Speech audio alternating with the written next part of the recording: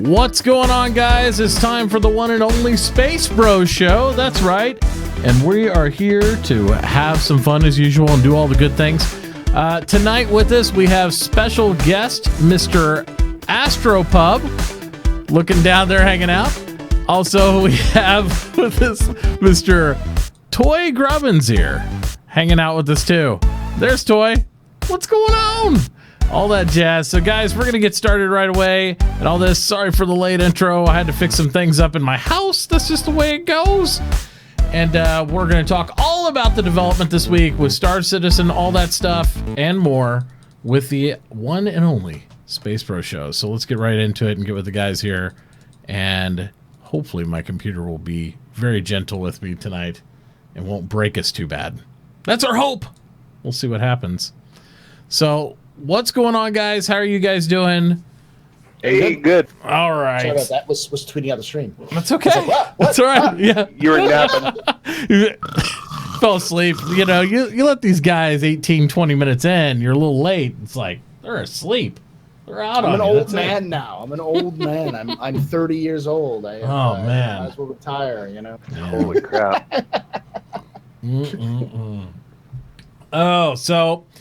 AstroPub, what have you been up to? What's going on? Tell us what's new in your life. Tell us what you have coming up and all that jazz. Go ahead. Well, I've been in a holding pattern, really, since 3.0 is really the next big release for Star Citizen, and the interest has kind of dipped a little bit. And myself, I'm getting kind of tired of playing it so often.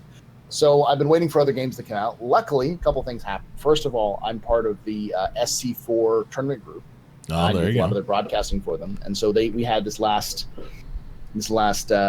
Saturday. We had the second tournament that they did that I broadcasted for them, which was fantastic. And then yesterday, I went into the office of a developer who's making a game called Long Journey Home. Can't talk a lot about it, but I can say that I went there, talked with them, played a little bit of it. Very interested in it. It's a space game, obviously. And it'll be released in a couple of weeks. And nice. 2 weeks from now. And then tonight, I'm going to be playing a game called Rock. Yep. Which is a space survival game made by developers from, who used to do the directors of the Assassin's Creed series and several other games. Just kind of like it's a game development studio made up of game developers from all over the industry.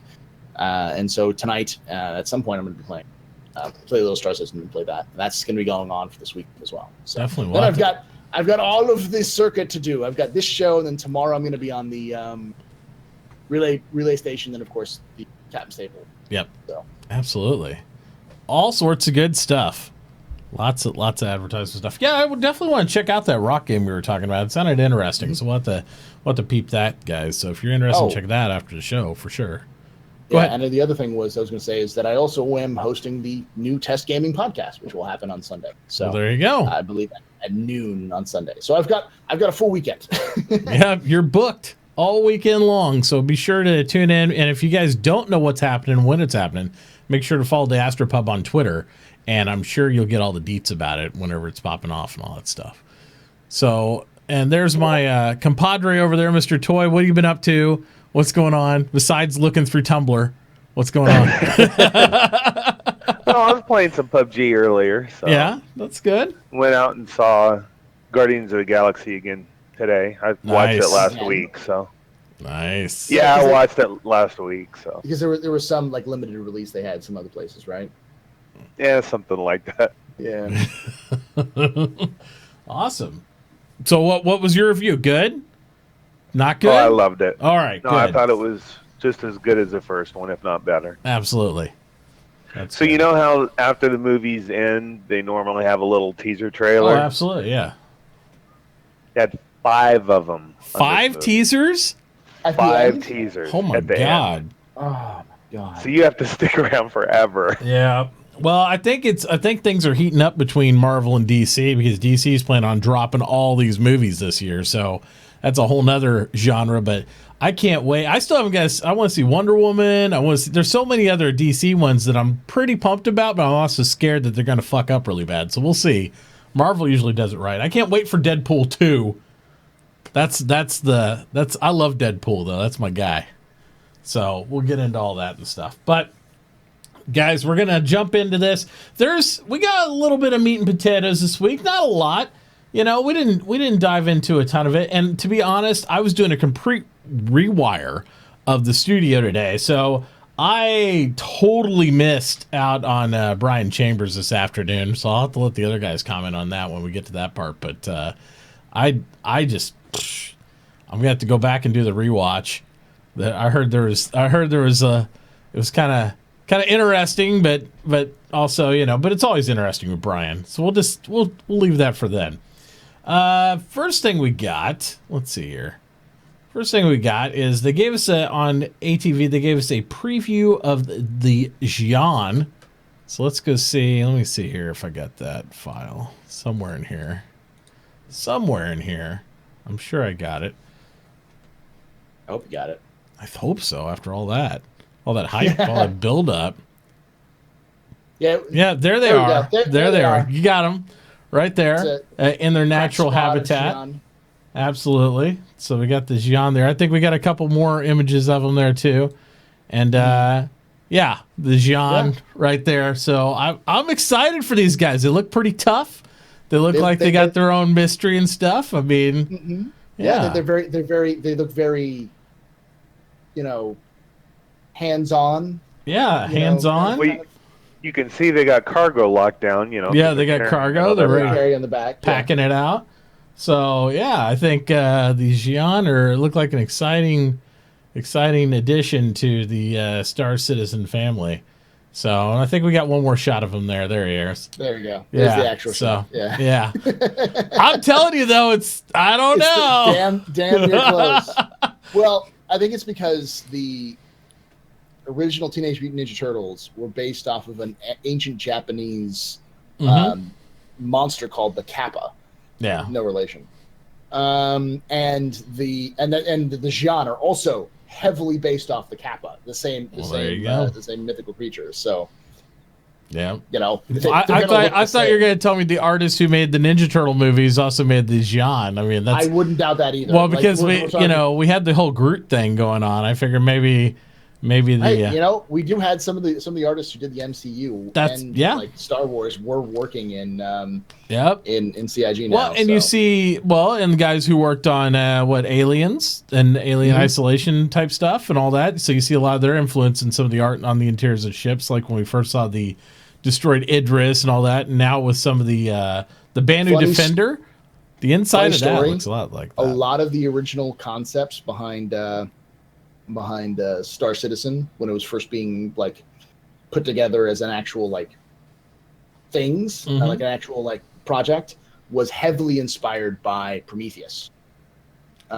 Great Chris film, Roberts by took the way. Massive amounts of inspiration from Prometheus, which I think is really interesting, because you can start seeing that now in all of the, not just the lore, but in all of the details that they made. So. Absolutely. The thing I hope, if they continue down that path, is that as we get into exploration, they'll take a lot of concept from that, because I think the eeriness and all the stuff, all the aspects and aesthetics you get from Prometheus and what's going to be some of the newer versions of the Alien movies, right, that we're going to see coming out here in the next few years, I think those look fucking badass. I mean, I've always liked the entire Alien genre and stuff, but I think they're gonna have some really cool stuff along those lines. So we'll just see how that goes. But the Xi'an, I want to see more. Apparently they're going to be in, I can't remember, they said 3D. One of the magazines is going to come out with a full body sculpt preview of the Xi'an. They just wanted to leak it to us first, and I think that's also because they caught a little flack before when we see it in a magazine. We don't see it. Like, what? What are you going to give it up to a magazine, and we don't get to see it first? The backers. So, and the problem is that a lot of the magazines also have a pay gate. So it's like the backers don't get shit, and you have to go pay for a magazine to see it. Or we got to rip it off and like put it on the internets, right? Yeah. So that's what we would do anyways, because we already paid for it, and we'd have no qualms about it. So Chris made sure that we weren't doing anything illegal. He's like, here you guys go, we'll give you a shot. Yeah. It's okay. But no, props to CIG for listening to us, and definitely making sure that we get the sneak peek on that first. So good going. The next bit we were going to talk about was just some of the major features. They don't really have a lot of images for those. But moving forward with the features on 3.0 was the studio updates as we went to the Austin stuff. They talked about commodity trading, which we joked a little bit about like what Austin does and how they facilitate a little bit more of a support role as far as the company goes. And so they don't have as much eye candy to look at as when we go to Frankfurt or we get a look at, what Aaron Roberts is doing or some of the other studios. But they talked about they're doing all the dirty. They do all the net code. They do all the back end stuff that isn't pretty to show us, but at the same time is really essential for the game to be developed properly and all that. So go ahead. I think when we see it in Austin, it means it's getting closer to being.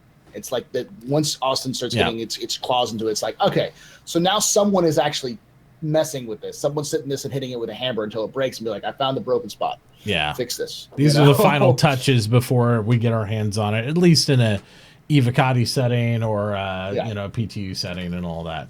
So they're talking about a lot of that stuff and also working on the kiosk and the persistent type elements of that and how it interfaces all the life. So, the whole commodity trading and everything, I don't know how much of it we'll really see in 3.0. I think I just want to kind of deflate the hype a little bit on this because as much as I'm excited about cargo and some of those things, me and AstroPub talked a little bit about this beforehand. The whole commodity trading I expect to be as about exciting as when they said this is the beginning of the economy when they gave us missions, right? In 2.0. Mm-hmm. It's like, this is the beginning of the economy. It's like, ooh, really? Just got some money and that's it. So it works. I mean, that's the answer. It's like it does. It works. It's going to be a situation where you're testing to make sure that boxes go into your cargo hold and stay in your cargo hold from point A to point B, in which you're going to get rid of your cargo, and they're going to be like, here's some money. The more important things are things like being able to buy ship components and actually possibly CIG, please Jesus, a ship that we can purchase. Buying ships. Man, if they open Dumpers Depot, I'll be ecstatic. Just so I can buy the same parts I do, not in the web interface. I get so tired of having to go to RSI website to buy parts that I honestly over the last year I don't.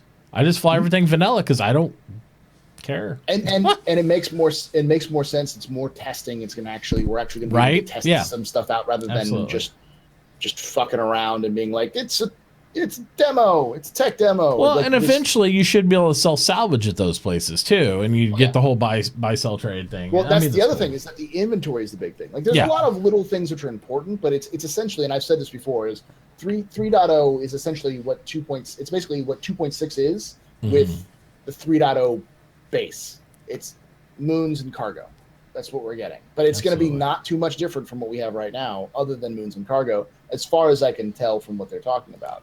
There's not going to be a higher number of players. Nope. Not initially at all, no. There's not going to be like a joint mission system as far as we know. They're just going to change the mission system to being something new. Yeah. There are going to be two mission givers instead of random ones you find that are just voice comms. There'll be a small mission system, more than likely not too procedural. Yeah. Some cargo missions, and being able to buy stuff. That's pretty much it. Yeah. Maybe the ability to blow ships up and then like swoop in and be like. And they're also not working on the party system at all. I mean, even without adding those, there's no plans. If you guys look at the timeline, there's no plans to work on the party system until they go to 3.1, 3.2. I mean, that's just they're not even going to touch it really, which is kind of disappointing to me. It is an MMO, even if it's an alpha state. You would think the party system would be a little higher priority, but hey, who am I to judge? I'm just over here. So I mean, it's a situation where they're kind of damned if you do, damned if you don't. It's obviously not ready yet, and they want to get some other stuff in there before, which makes sense. It's just for people like us, it's going to suck because it's like there's a lot of hype behind 3.0, and it's going to come in like it'll come in like a hurricane, come in and just smash everybody real quickly, and then beat right on out afterwards. So yeah, but my biggest concern is similar to yours. I mean, obviously we have no party system that functions correctly. Not a larger player count. We're adding 3 moons that are full movable, like run around moons. You're never going to find anybody. How are you going to find your friends to play with them? I mean, unless you just hang out at Port Ollie and people keep jumping instances and hopefully you'll get together. I don't know. I would hope that they'd have some more transition. And biggest thing, even outside of that, no Delta patcher yet. I mean, meh. I mean, I'm hopeful. I know they'll be fun. My fear is that we'll see, much like December, everything built up to December, Star Marine drops, and it's just like, whoa, and then whoa, and crash twice 4 as weeks hard. It's done. Yeah. And then everyone's angry that nothing's really added. Yeah. I think it'll change a little bit, but I think people will get bored of it. And then it's important to manage hype. And CIG does an okay job at managing hype, but they really, and I think all the veterans have gotten good about managing their own hype and expectations. But the biggest problem is, and this also dumps down into the referral contests and all that type of stuff. As CIG wants us to obviously promote the game and have more people get their buddies in and all this stuff, you kind of got to make sure to manage their hype too, because they get into it and they see all the eye candy that we've looked at for the past couple years, and definitely need to kind of hype management there. Be like, that's cool. Let's play that for a while and play this. That way you don't get burned out, because I don't want to have that much burnout. I just see so many people suffering burnout. I've been fortunate enough to manage mine. I'm good. I'm happy. I'm happy to play the game every day, but I don't grind on it for hours like some people do. And I think I've seen a lot of those more and more just kind of start to drift away. If this isn't part of their gig of what they do, streaming it wise or playing on a day-to-day basis.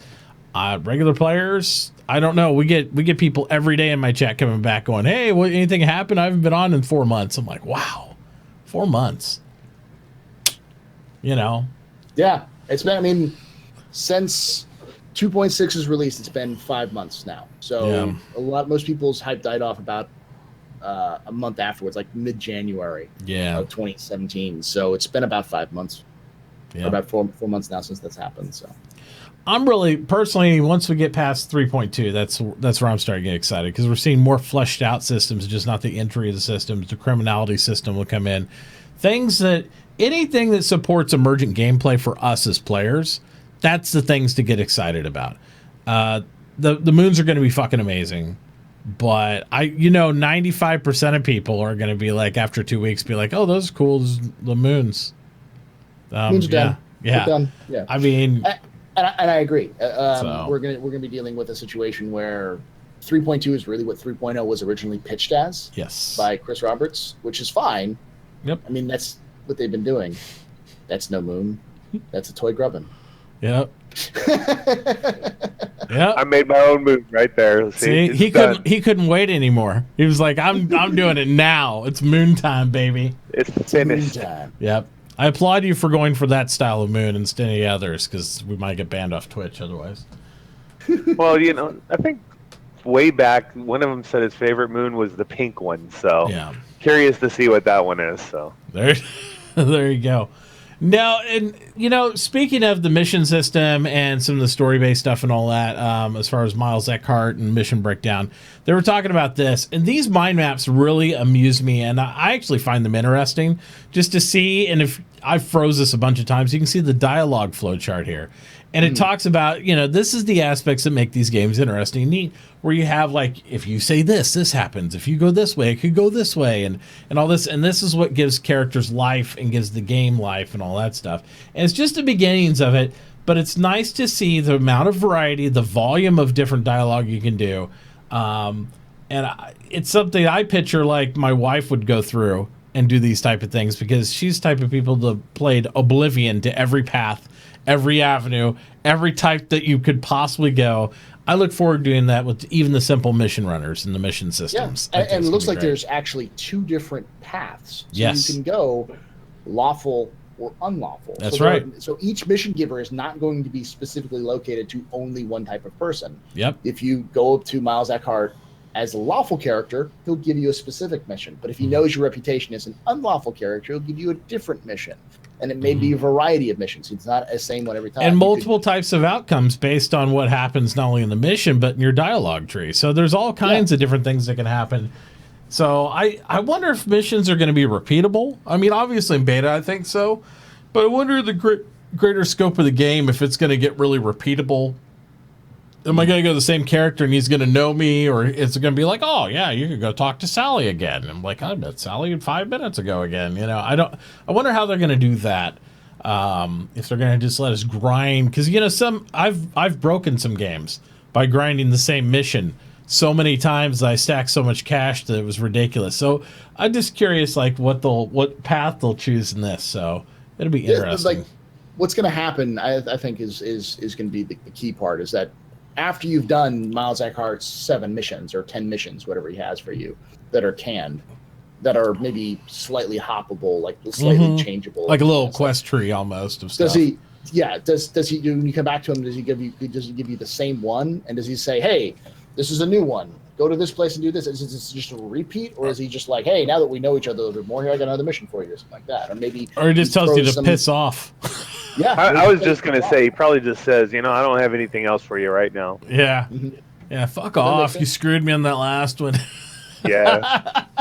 And I would like to interject. CH Wheel says that he would like to see it on the 629. 3.0 just released in 629, so they can release on time at once. They updated it today. Yep. The estimated time of release is July 13th. Oh.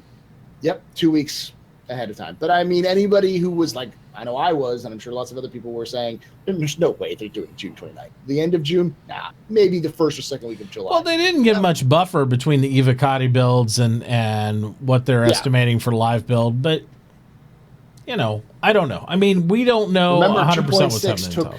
2.6 took in his Evocati build took nearly 3 months outside of the original just like it wasn't real 2.6. It was just like game testing and changing things around, but absolutely it still took a while, and that was smaller patch compared to 3.0. And I'll tell you what, it's like, I'm not going to name names, but having different Evocati members come in, and it was like, you know, they don't get specific, but having them go, it was like, hey, how's it going? They're like, how's what going? I can't even fucking log in for like a week at a time. It's like, well, it must not be going well then. So there's challenging times ahead, but it's gonna get here. So yeah, it's gonna happen. So it'll definitely happen before my birthday, you know, November. So I'll be good. Yeah, I'll be buffered out. Most of us are gonna have PTU access, and I'm sure PTU will be out in, like, at the very least. Well, and they're talking about additional waves of PTU. I was like, that was interesting. Oh yeah. My guess is that, especially for this last one, I'm guessing that they're like, yeah, we're going to be in PTU a long time. Yeah. Let's just plan for that now. Scale it up that way. You know, I wonder if they'll test the threshold of, even though they're not planning on expanding the player base in an instance, I wonder if they'll do like what they did back when, like, was it 2.1 or whatever, where they're like, let's just see what happens. Whenever they added the Starfarers, they like just cranked it up randomly. They didn't even tell us. They're like, let's see if it goes higher. Then it's like broke everything. They're like, yeah, we're gonna reel that back in. I think they got us up. Didn't they get us to like 40 or something? They tried to turn it to 45, something like that. Almost. Yeah, and it was like people were spawning without legs. People could get 40 people. They could get 40 people in, but they could only get 24 ships in. Yeah. Which so I don't think inherently is necessarily a problem if you do it right. If it's multi-crew, I mean, yeah, but that means everyone in your crew needs to be able to make money. Yeah. You know, yeah. If you have a Connie and you're the mission givers, it only gives you the mission. And that's the reason why we need inventory, so that way after you make money, I can shoot you and steal your shit, and then I have money too. As you say, that's why we need a party system so that, you know, you can all get the same mission. But yeah, that too. Whichever way, tomato, you know, all that stuff. Murder, equal payment, whatever. Yeah, bounty hunting would be good. Anything like that. All right. So beyond the loop of that, they also are breaking down and tearing bits and pieces of Levski off to kind of really get in there and determine which areas of the area are going to be for smuggling, quest giver locations. They're mapping it out. Levski's pretty much the internal port of Levski is complete. We've known this for a little while. They're still just mapping out how they're interfacing the AI, which is great news. I mean, that's just, another point of immersion for us all. So we can go around here and explore Levski. I can't wait to look for Easter eggs in there and stuff. I mean, Levski's going to be huge. Because, even the stuff that huge. It's going to be huge. Huge. But it's going to be huge in the sense that it's what we saw in CitizenCon. They've even said that was maybe a fourth of the entire Levski. Yeah, they just landed in the port and went down that one path, and that's it. And there's multiple levels. But there's multiple levels and multiple different sides to it. They've got the garages that you can go to spawn a ground vehicle, and you've got the bazaar, which they only kind of walk through. Now you'll be able to walk through and actually purchase stuff from those people. There's in fact an entire different room in that bar, in that back room, where they were going to put quest givers and stuff like that back there. So Levski sounds massive compared to what we actually saw. So, well, if you think about it, I'd like to see him add some more AI and interfacing in Grimhex even. I mean, Grimhex is huge as well, and it's just it's not populated by active AI at all. If you put some active AI or mission givers in there, or open up some of the areas that are air quotes sealed off, it's a very large area. Well, there's also areas in the back area, the waitlist area. There's at least 3 or 4 levels of hallways which we don't have access to. Absolutely, which could easily open up to them. So, well, they need these areas big because later on, when games, this game gets closer to being released and stuff, there'll be a lot more. They'll need a lot more shops because they're going to have. They haven't even talked about pets in the game, but pets are going to be in the game. They're going to have shops for selling pets. They're going to have shops for this, shops for that. Stuff they haven't even talked about since Kickstarter. So, well, plus you need those areas for interaction with other players. I mean, people love to go in RP in areas and have go sit down at the tables, go to different banquet halls, just even open areas just to congregate. And we've seen for those people who've played any MMO ever, you see certain areas that have so many people, sometimes you can't get through it. So it'd be nice to have, depending on how the player cap eventually goes, have all these areas, if nothing else, just for guys who want to RP and do that sort of thing. They can kind of do their thing. It'd be fun. I do hope that we can actually get drunk in 3.0 though, because that'd be kind of fun. Yeah, outside your own hangar. Yeah, well, because they showed off that now that the status of being drunk in your hangar transfers over to other things because of how they built it. I'm like, is that a hint? Is that a hint? Can I go to a bar and buy a beer and drink the beer in game? And then fly your spaceship, get pulled over by the spaceship police, and that's it. By space cops. It's a space cops. Cheese it. Yeah. I wonder how they they have you pull over. They have you stop your ship. How do they do sobriety test in space? It's is it an EVA walk? I want you to float in a straight line. I'm curious. Touch your nose. Touch your mask. Touch your helmet. Yeah, just do somersaults and see how long it takes you to vomit. Yeah, exactly. He's like 1, 2, Spin. and third time he comes around, all you see is puke on his mask because you can't see anything else. It's like, oh, yep, you're drunk. Yep, pretty wasted, buddy. Pretty wasted. All right, what else do we have? The ever elusive Cutlass. So apparently Josh Coons is working on the damage modeling and all the stuff, how the ship's going to break apart, all that stuff, so that way it's ready to pop into the universe for us. Just highlighting the different areas. It looks pretty like it's going to snap apart pretty much where you would expect based on, engines and what we've seen with other stuff. But I can't wait to see what the VFX and everything looks like on this, because I think it's going to be pretty fucking cool. The newer reworks and ships they put in, when they explode, they look cooler and cooler and cooler. It's just so I want to see more of some of these ships where not just the cockpit comes off, but like the canopy blows out and you have a body loose and all that. I think they're getting closer and closer to that. And I can't wait to see when like the cargo areas get blown off and they're full of cargo and all those little containers are just kind of bouncing around in there and some of them are slowly floating off. Out. Yeah. So how frustrating is that going to be when that's broken the first few times? You blow up a ship and you see all the loot just go boom, like 3,000 meters a second, no way to catch it. It's gone. It's like, there goes your booty. All gone. No, or it hits you and you die, you know. Oh yeah, or it hits your buddy's ship and punches a hole in it and you're toast. That could happen. I can see it. It's a reality. But no, I'm really excited for the Cutlass. I am, because the rework looks good. The potential's there. Any ship that has potential multi-crew and emergent gameplay for us, I'm really excited for. Well, Cutlass also has multiple roles. It's not Absolutely. just a pirate ship. It's also a search and rescue ship. It's also it can be used as an exploration ship. Yep. It can be a light cargo ship. So there's lots of freelance. Yeah, it's a freelance. It's a fighting freelancer. It's got a lot more weapons on it. a lot more versatility to it. Yeah. So that's interesting. That's kind of a I want to know how many people end up using the police model for like bounty hunting with the cells and all that stuff. That'd be kind of interesting too. So I think it's going to be an all-around pretty ass-kicking ship. So I think you're going to see more and more. And with everybody knowing how tough the fucking thing is, because we can't kill the other models now. Christ. It's like people are just like, I got 15 Cutlasses. F you. That's it. I actually asked the forget who it was. It was one of the guys who was working on it. It wasn't Kuntz. It was why am I blanking his name? I always blank on his name too. I feel bad about it. The other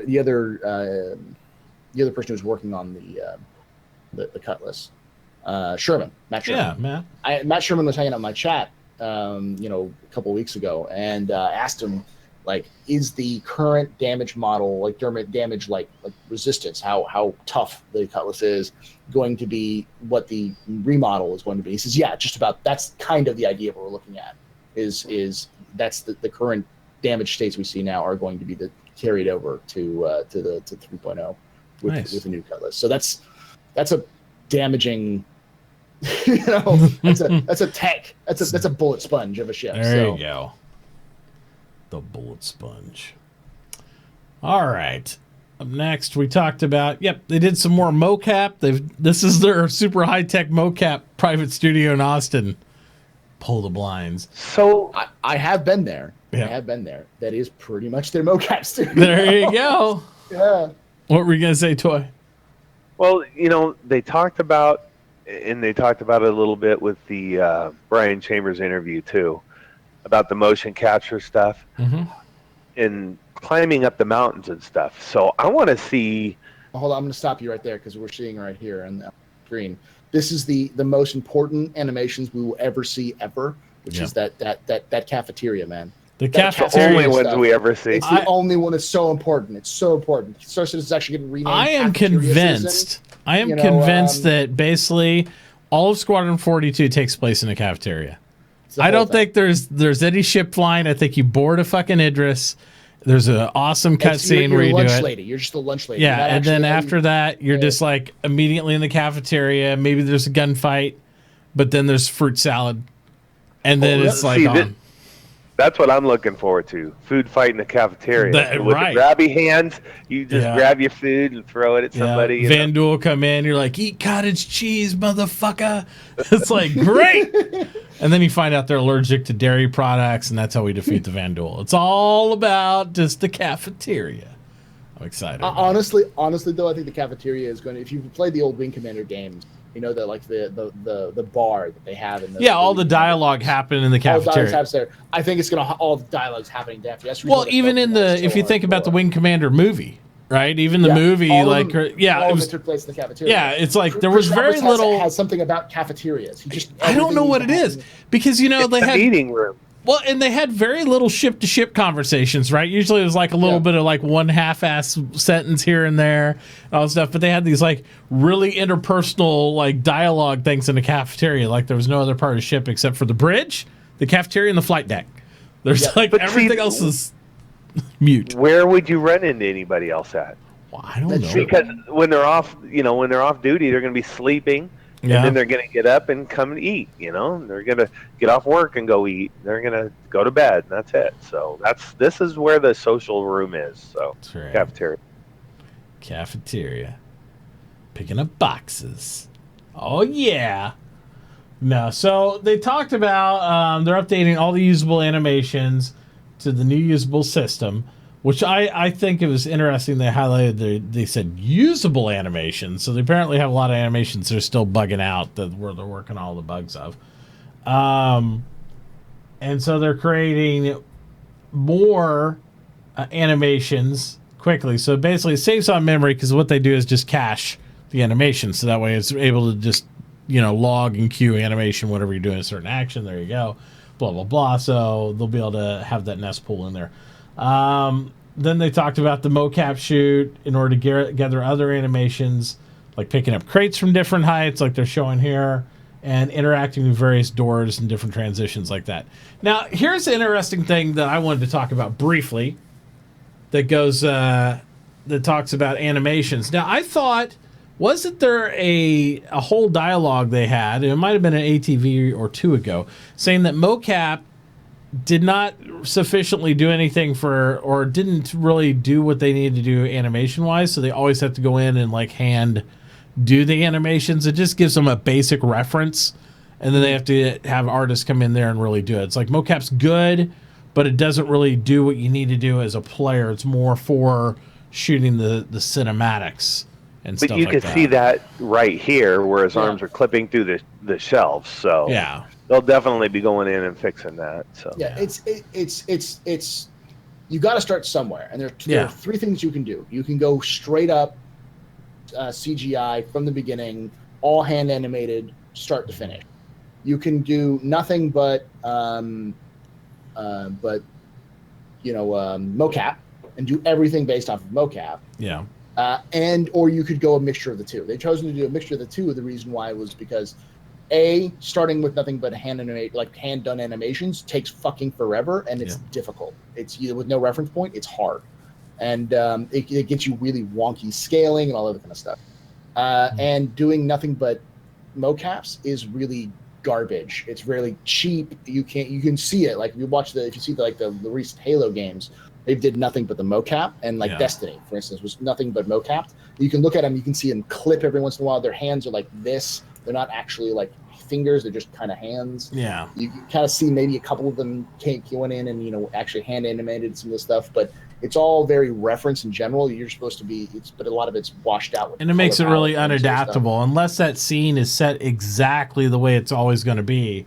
You're basically copying and paste a character moving around in an environment A that may not be exactly like that by the time they go to B. So, but like a Call of Duty doesn't need intricate animations. It just needs to work because, you got 3 years to make it out and push it out there. Whereas Star Citizen, the reason why they originally did the mocap was because it was cheaper. And now that as they've gone along, it's like mocap works, but they also need to go back and touch up the hand animations. So you get that fully rendered Mark Hamill face that looks like Mark Hamill in ridiculous detail because you've got all the contours of his face with the mocap, but you also need to go in and actually dilate his pupils and make sure that he's got flush cheeks. Yeah, give that life to it other than just motion, for sure. Well, and what goes along with the mocap with that is what they also get with this is realistic movements.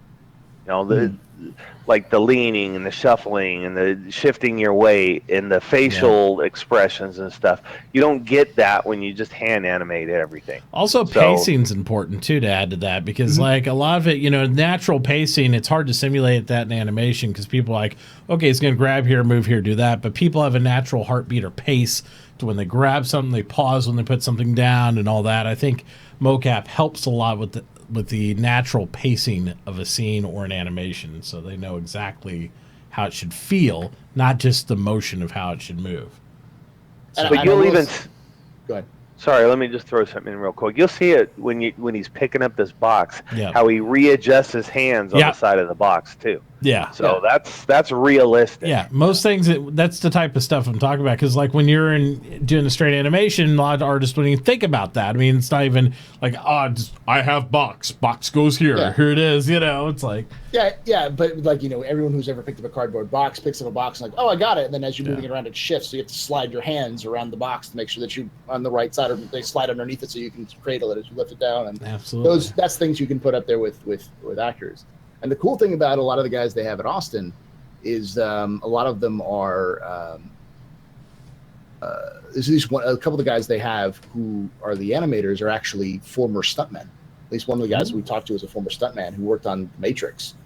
We talked with him after I went after a tour, and we were just sitting there talking with him about it and talking about his life. So there's some cool dudes in there who knows what they're doing when it comes to the mocap stuff. So it's pretty awesome. Let's see. This one too. Oops.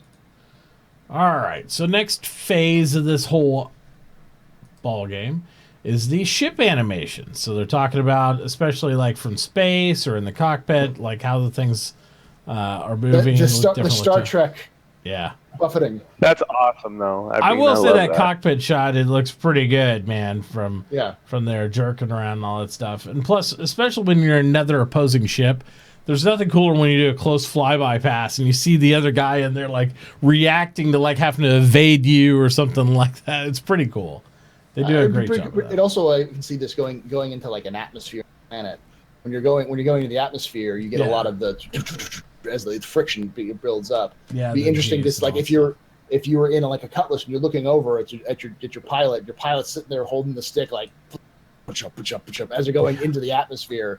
Be kind of a cool thing as well. So you can get that extra like a little bit of everyone's moving around. So and I'm hoping like when you do sharp turns, you're like doing this and all that other stuff too. It just totally adds to the realism of the game, which is what they're going for, ultra realism. So yeah, absolutely.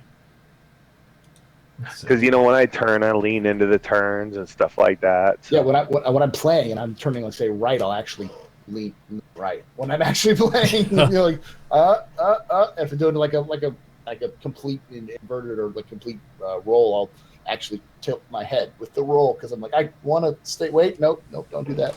Yeah, the Buccaneer for me, I pull so many hard turns in that, and I almost black out all the time. But I love the Buccaneer. It feels like the old Gladius to me now, and you get that whole reactive type of flight where you don't feel like you're sliding, you feel like you're sticking, getting again, and I really enjoy flying that. So that's a good point that the leak just brought up.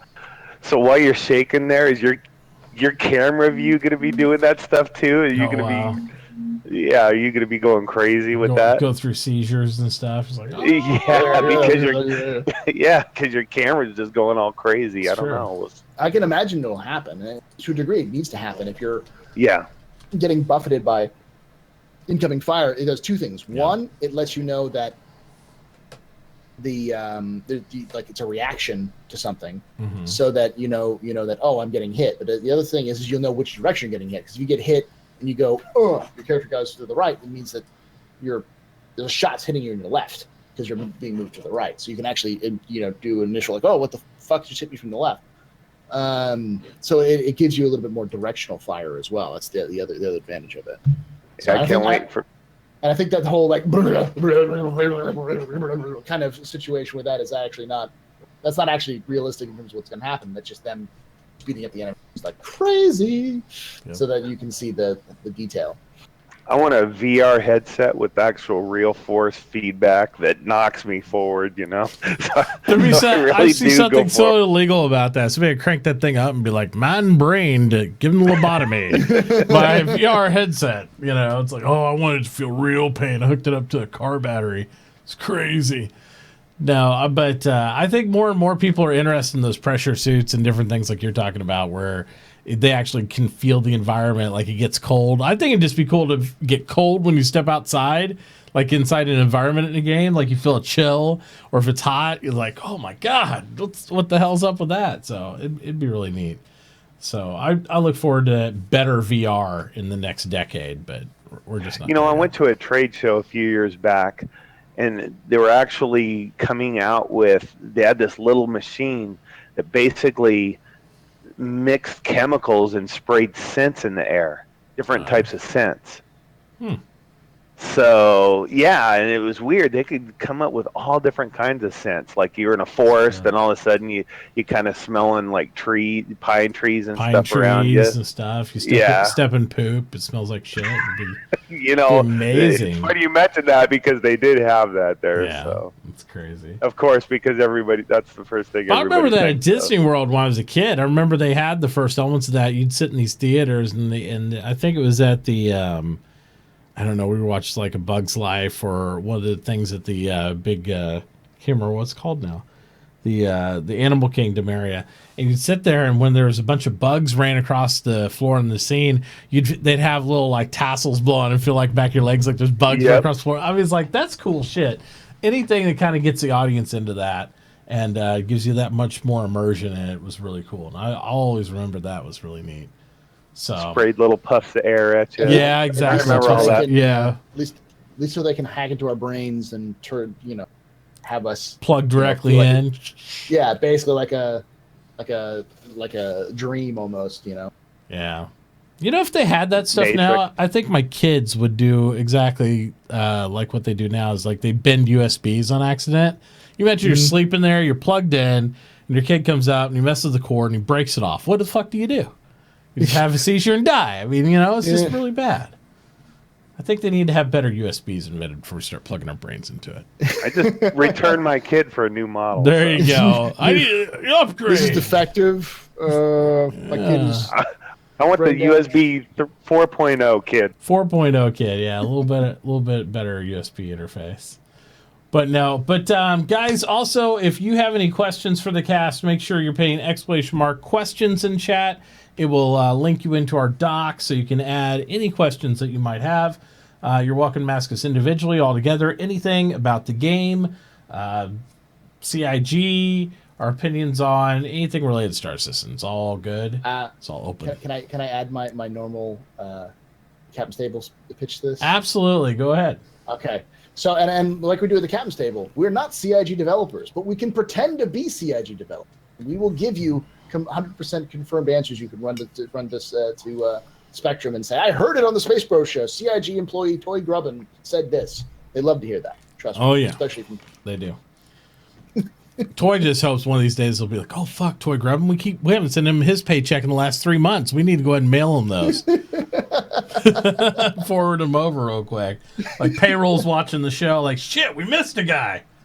So I always love it when someone's like, "Oh, you're a shill for CIG." I'm like, "I am." Fuck. Yeah. When's that paycheck going to show up? I'll have you know, I'm a shill for Twitch. I'll take free ships. Yeah, no, I am an Amazon shill. Like, there you go. There it is. If they want to pay me in free ships, I'll take free ships all day. Yep. Free ships, money, whatever. Anyways, so while you guys are coming up with some great questions for us, I'm going to ask my compadres here, who may or may not have actually watched the happy hour interview, what the fuck happened? Because I didn't get to watch it. Well, I didn't get to watch it. We missed one thing, which was the what? The previews for Squadron 42 with Mark Hamill's character. Oh, those were pretty good. Those were pretty good. I don't have video of that, but yeah. They're really good. Yeah, there's some pretty. You ever been punched in the throat? You ever been punched in the throat? No, I'm not your dad. Kid's a nickname. Yeah, kid's a nickname. I'm not your dad.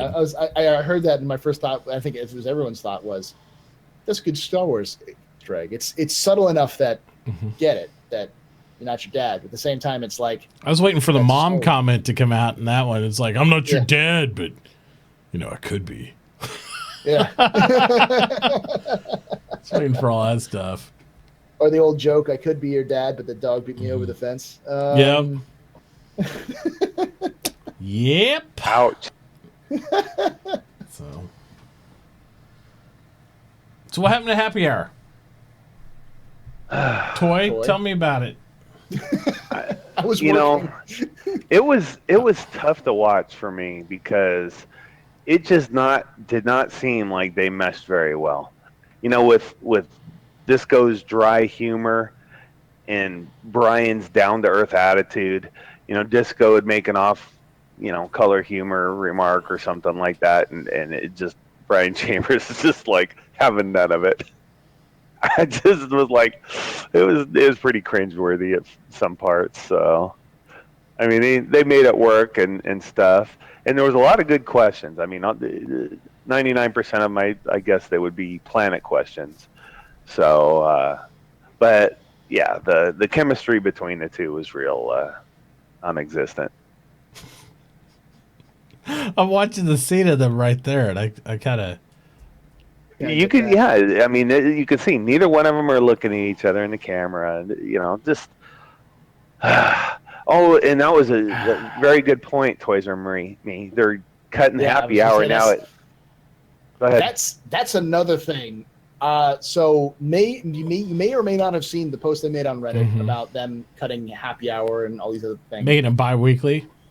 Yep. Yeah, and so they made it bi-weekly because they're going to be working on a new player experience, which is good. I support that. We need a way to get new players into the game because otherwise people get frustrated and burn out and leave. But the concept that they seem to be focusing on is we want to keep the referral system as it is. We want to keep this contest that we've been doing as it's been going, and we're just going to fix it as best as we can. Which is, so we're going to keep everything the same. We're just going to fix it so that it's not as offensive to people. When I think the main reason why people say, hey, the new player experience isn't even working, like the new backer experience, new person, the new people coming into the game, isn't good, is because it was a symptom of saying, listen, it's too early, the game's not ready yet, we don't even have a tutorial mission yet. I don't get their whole dynamic, and my fear is they're going to take a page out of the book of EVE Online in this. And my biggest complaint about EVE Online was they had some of the most amazing like promos and commercials and shit where they'd show some amazing dialogue, amazing acting, amazing ships destroying and doing stuff. They had the whole I was there talking about a pilot's experiences fleet where he flew through all these enemies and I was racing for them and I made it through and I got the point and the fleet flew in. And EVE is none of that in visual concept of what they're showing. It is exciting. It is that way when you're at a large alliance and you get on comms and you're all pumped up. But it is a top-down RTS game. There's nothing of you being engaged in this like that. It's just not like that. You click A, 1, 2, 3, 4 to charge and fire and recharge. And I love my experiences in that game. And I led many fleets in that game. But we all looked at that and we're like, that's so cool, but that's such a misrepresentative of the game.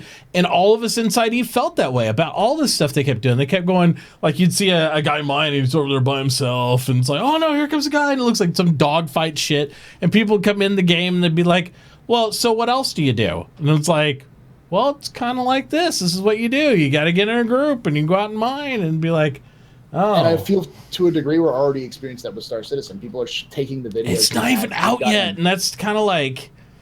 People are like this is what the Star Citizen is. Yeah. Use my referral code so I can get a chance to win, a free trip to Gamescom. Yeah. And you get little cool things, and they're using like this footage, like this is so going to be the best game ever. It's like it might be, but what you're seeing, and it's really fun. I mean, 2016 is not going to happen for 3 years. You know what? Here's what I want to see CIG do. I really want to see CIG talk about the real Star Citizen experience for today. Talk about how engaged they are with the community. Talk about how we get to watch the development and be part of the development process all the way through. Gamers will respond to this. Why don't they talk about that? Talk about more vodka. I'm gonna be honest. It doesn't make. And new backers coming in, new players coming in, and that's the reason why they've been doing war bonds, war bond sales, because they need fresh cash. They don't need. I still think they might not. It might not be get the Call of Duty fanfare, but they're not getting that anyway. No, they're really not. So what's it going to hurt to have that type of? Be honest. The thing is that I think they're holding on to the fact that maybe in 2-3 months in like June, July, towards the end of the year, we are starting to see what they're actually been talking about for the 3.0 experience. We'll see that, which is cool, and we probably will. But they're holding on, saying, "Hey, we'll just hold on to what we have right now and just write it. Because if we try to change it now for 3 months, then it's just going to be a waste of money because we're going to go back to the original stuff we talked about anyway. Yeah. So I don't know. I think they have so much stock footage from the last few Citizen Cons. They have so much stock footage of like how the community engages and stuff, unlike in other games, and how they bring on people that when they do cool shit in game, you're on the show with them, you do all this stuff. There's lots of community people that would be interested in engaging that. I really think they should highlight some of that stuff in their promo. I really do. I mean, why not attack it from multiple angles? I just don't get it. The only thing they have in and fairly stable in the game right now is FPS, and they don't want to label the game an FPS game. So they're going to lay low until they have a lot more in the game. Yeah, I just don't feel like they're laying low, though. They're not laying low. They're trying to. I mean, Chris Roberts on the back of a newspaper talking about how he uses their internet company over somebody else, and more. But wait. They're also doing things like promotional contests, which is to try to drive more new people in, and trying to like get more people. It's definitely not the marketing blitz we'll see with Squadron 42, but this is significant. This is not an insignificant, because they didn't do any of this leading up to 2.6. Now they're suddenly doing this as if they're saying, okay, well, we need to have fresh injection of cash now, so that when we and momentum building, so that by the time we get to 3.0, we're going to get all of these new players coming in, and everyone. Yeah, I honestly, and regardless of what everybody else thinks or says, I believe they're milking the stone, and the only reason to have these ships on war bond versus the credit and do all that stuff, that's not targeting new players. That's targeting our existing people that we have in the game and saying, hey, we want the backers to throw more cash at this, because they already have us, and I just don't feel like that's a target for new people. If they want to target new people, they'll sell more starter packs at discounts. They'll sell more things like that, but they're not making money on when they do those discounts. Remember a few years back, Blizzard went through a big push where they were throwing WoW commercials up all the time. Yeah, they have all the cameos. When this game gets closer to release, when this game gets closer to release, you're going to see that kind of push. Yeah. This kind of advertising they're doing now is nothing compared to what's going to happen when this game gets closer. For sure, and I think no one's going to have a problem with that, because at the end of the day, we want more people. More people means bigger universe. Bigger universe means more money. More money means longer game. No one has a problem with that. The issue is just the timing of it. Yeah. And while we don't see it now, what we are seeing is a larger push right now for new players, which doesn't make any sense to us. Exactly. Which is the reason why I'll say I've been like, this is they're missing the point. The point isn't to get a new player experience. The point isn't to change the contest round. It's why are we doing it in the first place? What's the purpose? Because they got 500 employees that they need to pay for. Then say that instead of saying that it's say that. You know, well, because that gets some people scared, right? When it's like I got bills to pay. Because you're still how many years from it being finished? I mean, we're looking at least 4 years before this game's out. 2020 is going to be the release date. 500 employees across 4 years, plus all the tech and all the upgrades and everything else. They need a lot of money coming in. Mm-hmm. So yes, they're going to do these little pushes. But then that's the thing, is that if they ask that question, if they say that, then you have this situation where people are like, okay, you had 140. And again, I'm not advocating for their advertising more. I'm not saying they need to advertise more. I'm just saying if you're going to do it in this approach. Do it in an approach of showing where we're at, showing what people get when they come here. Don't tell them like, hey, we're getting some amazing dogfighting, fucking all this shit. Say, hey, you're going to get some modules. We're going to get this stuff. Walk with us hand in hand. Make this game with us. Yeah. Go back to the original pledge that Chris Roberts gave and said, hey, I want your help making the space game. If he rehashed a modern day of that, like something, and I say modern day, but that's been like 4 or 5 years ago. If he did a new version showing just cutscenes of what we have right now, that I think would engage more new people than their method now. Because right now they're having us do it. He will do that after Squadron 42 comes out. He will definitely do that again. He didn't need to then, because he's already has Squadron 42. Then he's already got it 42 out. That's the key is, and this is the thing, is that what they've been doing right now is a great way to promote a game that's done or closer to being done, But right now, Yeah. what it's encouraging people to do, it's encouraging non-Star Citizen content creators to start covering Star Citizen, which is good for them. The problem is that they're not part of the community. They don't have a vested interest in keeping these people happy. Their vested interest is to get these people as many game sales as possible, so they have a chance to win their competition or to get free shit. And while that's great, it encourages non-Star Citizen content creators to start covering Star Citizen, which brings in more people, which brings in a different audience, which is fantastic. It doesn't do it in the long run. They're thinking short-term rather than long-term, because these people will come in and say, this isn't what I was being sold. Yep. What the fuck's happening? And then they'll look into the past, like, this has been 4 years at $145 million, and they're still like this? Well, fuck this game. This game is a scam. That's the mentality that people do. Well, even if saying, hey, yeah, we're building a game, it's going to be awesome. We're a couple of years done, and we're still developing stuff, but look at how much we've done. Look at what the community's doing. Become part of this community. That's a little bit more. That's a long-term investment. That's someone. And that is the message I feel like they need to have, because if they do that message, it sets a tone. If you sell the game and people come in and they think it's more of a finished product, like what Paul's saying, if they think that sort of stuff, all you're going to do is get people to come in and hear piss and moan, ask for refunds, or they're just going to hate on the game, and they're going to drive the vocal minority of Star Citizen in a direction where we don't even want the game, because we've already seen knee-jerk reactions from CIG on certain aspects. It's like, hey, everybody's bitching about this. Well, we'll try to placate them with this sort of thing or something like that. And I just don't want them. Why put more pressure on yourself? Why not sell it as a game being developed with the community hand in hand, where we're all communicating? It's not finished. We're having fun along the path of development. You sell that. People come in, they have no room to bitch. It's being developed. We've told you what it is. Mm-hmm. Don't try to sugarcoat and get people where they think.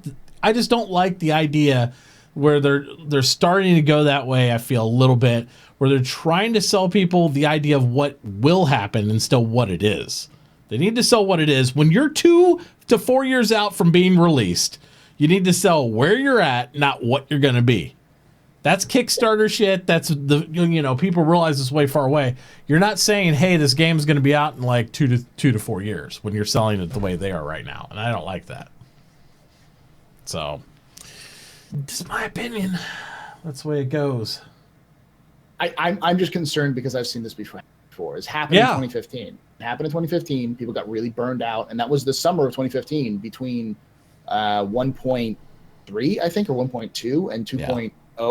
That was bad times for the community. There was a lot of burnout. A lot of people became like the whole Star Citizen's a scam thing really did start the summer of 2015. Well, and that's where I saw the changing of the guard, right? That's where you started to see the group that I call the wingman the guard. First content, the first content creator group. The first content creator group left or went dormant to the point where it was like, whatever. They went back to becoming part of the community rather than making content. Exactly. And that's honestly about the point where I started to come in. For me, anyway, to do that stuff. For a lot of you, Saurus, the Baron, the people who are here, like Board Gamer, STL Youngblood, those guys came in at that time period, the 2015 time period. Whereas before, the 2012, 2013, 2014 was the movers, and I think the only one who's still around is Nikki Batgirl is probably the only one who's still around who was back then. Yeah.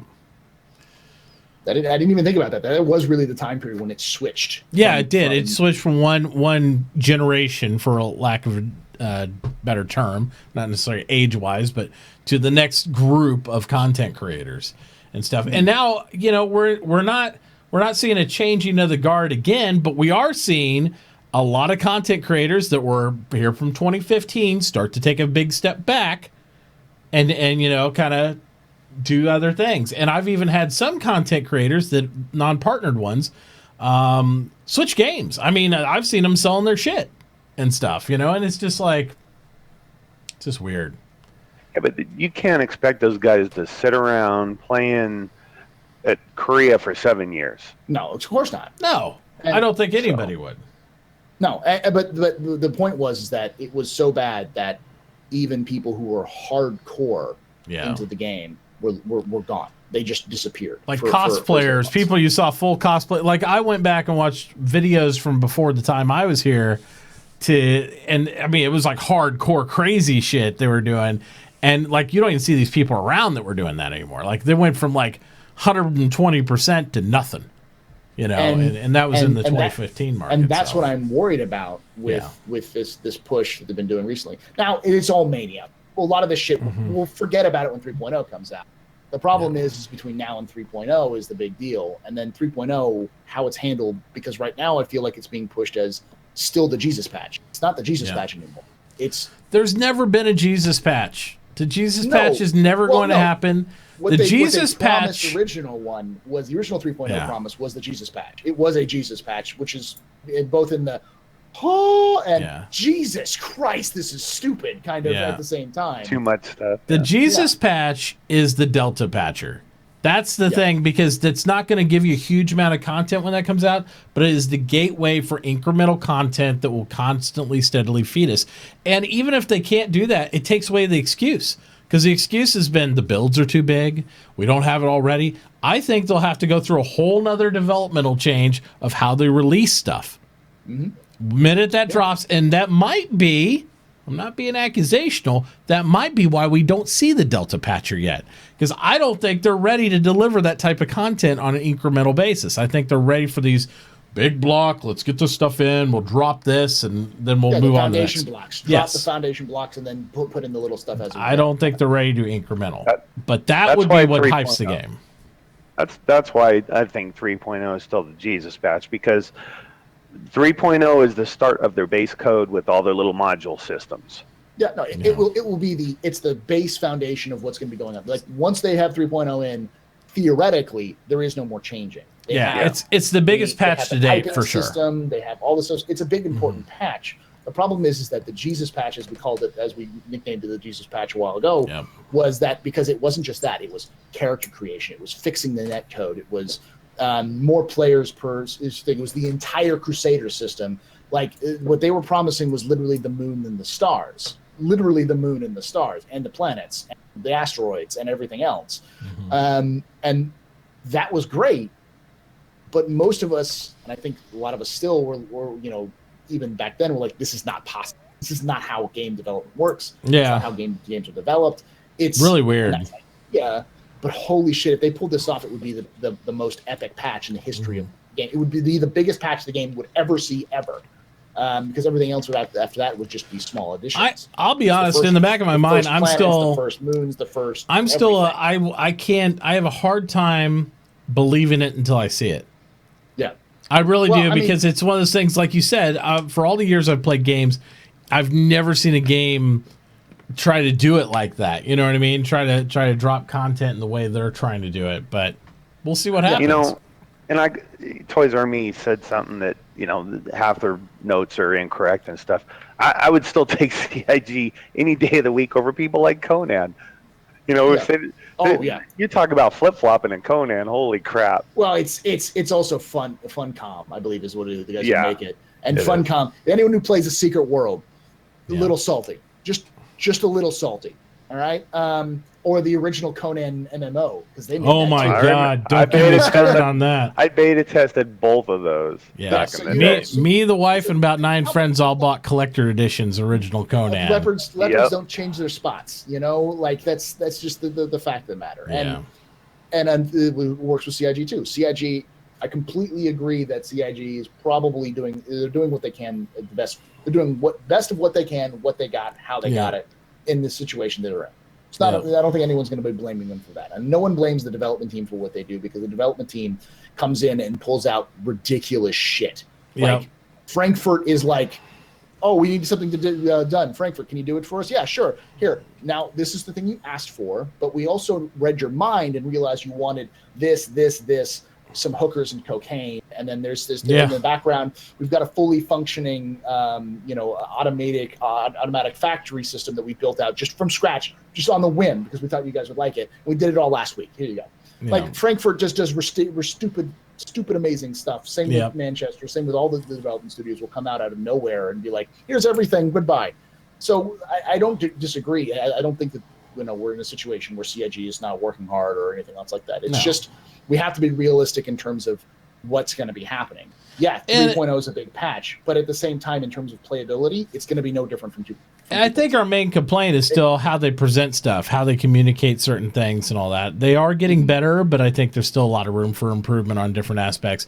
And by the way, they ask us to communicate to the wider community and market their game for them out there. There's still a lot to be said. They need to look at that constantly and change up some things.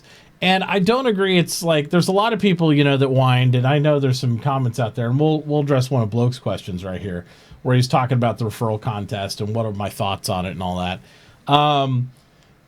There's a lot to be said on how hard they lean on the community for marketing, and I feel like they don't need to lean on the community hard for marketing. Those of us that love the game can't stop talking about it anyway. We'll talk about it anyways. Yeah. You get 3 backers in a room or in a chat room or in a podcast, and we'll take over. Well, we could be in a podcast about generic gaming or freaking. Well, it's evident with like Bar Citizens weren't CIG's idea. They emerged from the community. I mean, a lot of these things. All these other cons, Britizen Con, all these other cons that put together First stuff. Con, yeah, ZipCon, all these kind of things are coming out. They're really community driven more than anything for them. I just hope they don't. I don't know. I get worried with their marketing. That's all. I'm just leave it at that. I get more and more concerned with the methods that they're looking at. They haven't fully gone stupid on it. And I just really get a little nervous because I've seen other companies that started out a certain way, and once they got certain marketing people in certain positions, it went really shitty really quick. So I just be careful. I'm not worried about them spending a bunch of money on fucking TV ads or something. I just don't want them not necessarily lying to people, but presenting false images of where the game's at and what we're dealing with right now. That's all I'm concerned about. I think. Go ahead. No, you go ahead. I was going to say that the one thing I'm concerned about is with the contest is that it incentivizes people to, not them, but other content creators. And I don't think anybody in the Star Citizen community would do that because we're smart enough to know that we're in it for the long haul. Yeah. If the community builds, like, I'm going to be very honest. Most of us were doing it because we want to be successful. We wouldn't be doing this if we weren't egotistical a little bit, that we think that people want to watch us or hear about us talking. That's why we do it. We want to entertain people too. But at the same time, we understand that if the community is happy and healthy and growing, we grow. That's is a symbiotic relationship. There's no reason for us to go out there and be like, let's push the numbers as high as we can and get a bunch of referrals. No, especially when those referrals come back to us and yell at us about it. Yell at us about it because it's not what we sold them for. It's on us. So, but it incentivizes that kind of behavior from generic game content creators who are coming to this game and that game and this game and that game, and they may be doing it unintentionally. They may actually think that this stuff is going in, and maybe they're more malicious. And I'm not going to sit here and tell you that every single content creator is out there for doing the right things for the right reasons. There's plenty of people out there looking to rip people off or make as much money or become the next big thing, and they'll do whatever they can, step on who they can to do what they need to do. And as a result, it makes me nervous when they incentivize this kind of behavior. And they are really incentivizing that kind of behavior. And I don't want that to happen because, again, 2015, I've seen how burnouts can happen on the minorest of scales compared to what we will see with what's going on between now and 3.0. That's my biggest concern. I think by showing the amount of leaders in the referral contest, they nerfed their own stuff, though. I mean, it's not... If they would never shown that, they probably would have had a lot more people gunning for it and going for that number and all that stuff. But the minute you show somebody already has halfway there 1,000... to like hitting the big prizes and stuff, they're like, oh, well, I'm starting now. Well, why am I doing this? Yeah. So, but I'd like to also make the point, again, we've made several other shows. On the referral contest, I don't have a big problem with it. I know what it's targeting. It's targeting the bigger guys who have a shit ton of referrals just to see who's on top. It's almost like some of the Twitch sponsorship stuff where you'll see like who joined team, Syndicate versus this guy, and it's the big streamers, which side you're going to be on, and you're rooting for these guys to win. And I think that was the angle they were going with it, like get the biggest referral guys out there and kind of give them love and support for doing that. But the fact that they used the language that it was every man's thing, and that people took it like, oh, they expect me to get 1,000 referrals. I don't think anybody at CIG said, hey, Ted over there doesn't have one referral. I think he's going to get 2,000 referrals for us to try and get this contest. I don't think that's the case. I just think that's something they put out there. And, for the people that complain about, as much as I dog on Hello Kitty because it's Hello Kitty, yeah, the whole thing is if they're adding anything to the referral not the contest, but just the referral rewards, it's shit you didn't have before, so whatever. I mean, just take it for what it is. I wish there was an option other than Hello Kitty for guys out there, but, I mean, and there is, and there will be. It's just right now that's what they're looking at. And I think the biggest thing with this whole content is, in my point of view, is that I think that they've mixed two things together they shouldn't have probably done. Like, they're mixing a affiliate program or like a traditional referral program you'd get with content creators versus a referral program like a WoW program. Like, you got a friend, here's give them your code, they get 3 days free of playing it, and then you get a little like rocket, whatever, like a little something that's thanks for helping us get new people. Firm handshake. And whereas a affiliate system was designed around getting content creators to talk about your shit, which is important because at the end of the day, it's important to remember streamers and YouTubers and anybody on Twitter who is promoting a game, they're influencers. CIG needs them to talk about the game, not vice versa. They're not like we're not going on Star Citizen to get CIG's approval. CIG comes to us to help them promote their game. We have the communities that try to promote that kind of. It's hard to explain, but like every other game I got my out 5 followers that I talk to. Hardcore. Yeah, but and at the same time, depending on who those followers are, they could be really hardcore. They could buy everything you suggest them to do. They could be. That's the important. That's the relationship. Whereas a fan who's getting friends to come show up there is a fan. CIG should incentivize them to get people, but they should be smaller incentivizations. So whereas like you might have a contest among content creators to be like, hey, win a trip to Gamescom. That's great. That's not the same thing as someone like, hey, you referred 15 people, here's 15 different hanger flares. Yeah. That's great because that's even better because then that person is going to be incentivized to get their friends in, but they're not going to feel pressured that I need to get this next one in. I think they could have fixed the whole situation by doing a couple different things, and one of which is the most pronounced to me, is if they would have rolled out the referral changes, not the contest, 1 week, and then the next week came out with the contest. I think that would have done it because they waited for the contest to release it just before, like right after PTU was released. They didn't even have to do that. I think if they would have just did the referral, hey, we made some changes to the referral program, here we go. And the next week, hey, you guys are jumping on this referral program so much, we're going to do a contest. And the contest targeting these major streamers and YouTubers and stuff for these big prizes, but you too can get on the action for some of these tiered items and just do it separately. I think it would have been a little bit better received. They could even mention them in the Citizen of the Stars things. Yeah. Look at these guys. These guys have got 1,000 referrals each. Yeah. Blah, blah, blah. Exactly. I mean, I think breaking it up would have been different. The fact that they talked about rewards, they're supposed to target everybody, but then also talked about like some astronomical rewards that only these guys, and we'll put their names on stream with their referral codes, these guys can get. Then it alienated a lot of people who might have been incentivized by the reward system. So, as much as people say, fucking Hello Kitty, it's like, who cares? It's a cool little skin. It's free shit that you wouldn't have got before anyway. Why not?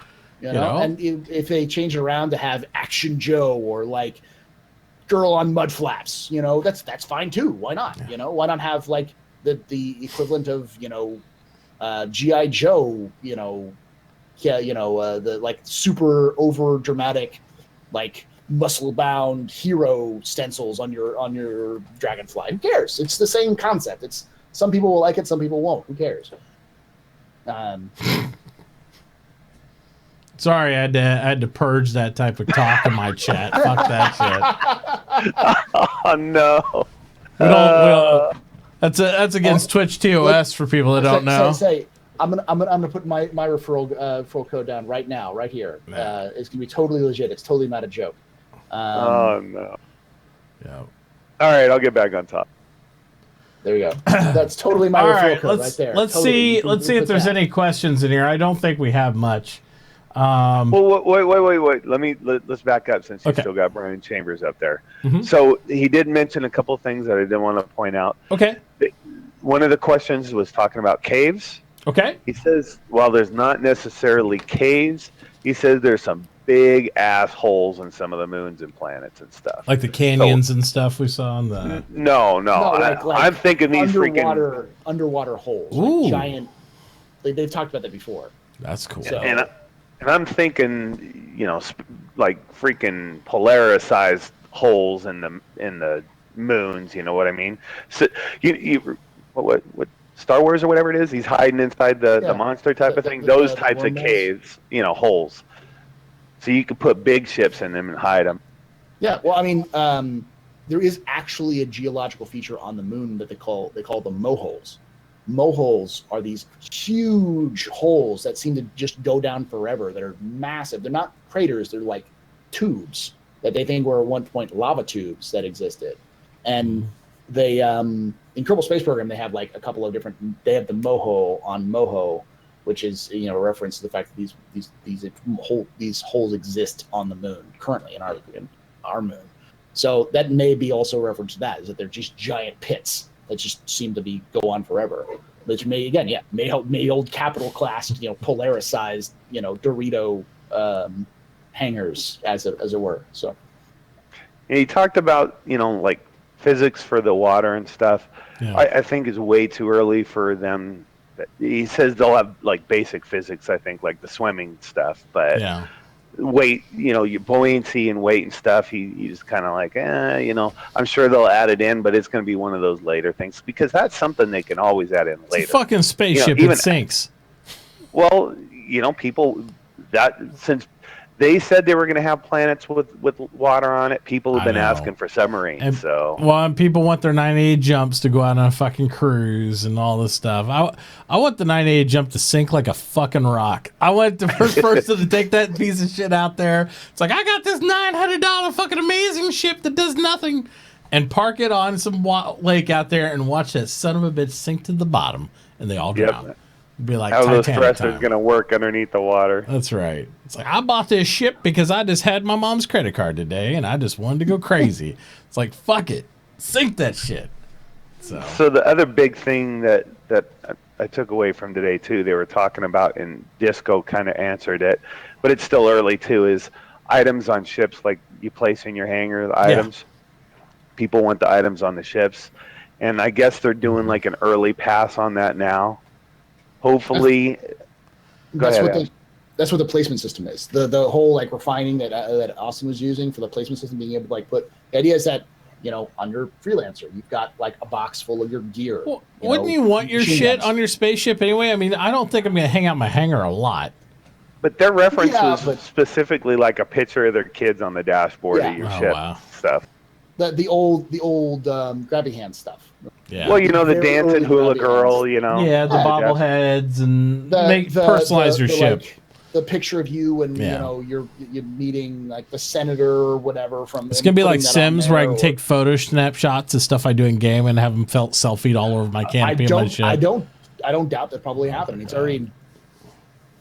First person I see like that I board, I'm gonna blow that ship up. They really need to do something because I hate the current way they do item placement in the hangars. I hate it. Yeah. I do not want to have to snap it to their points. I want to be able to place something wherever I want it. It's placement wherever. Remember they have the ghost system where you can like put it down and it will show like how you can place it down. You can adjust it. Didn't you see that at ATV? Yeah, they showed that with the helmet placement and stuff. And then you could throw the helmet across the room, because that's what I'd be doing if they had to snap in shit all the time. But I mean, if I got helmets, I'm just throwing it at people. That's the first thing. First thing I'm doing is to be like, like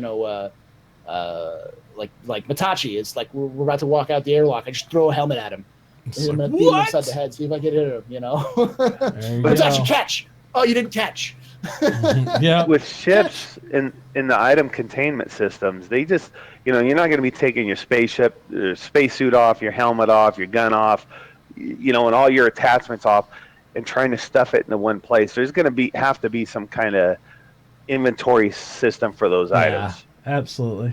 So, It I think you'll have some really customization to a certain point. I don't think it's just going to be you could place it wherever you want. I mean, I hope that's the case. Like I could take a picture and snap it on the wall upside down or something like that, or like they were talking about the Big Benny's vending machines upside down. So I hope they allow you to do that, but I guess it's way too early to see. All right, we're going to ask a couple of these other questions here. Also, best question tonight gets a piece of hanger flare, just so you know, in case you didn't do that. So you only got about another 10, 15 minutes to do that, and then we're going to be wrapping her up. So make sure you get your good questions in there. Next question is, where's it at?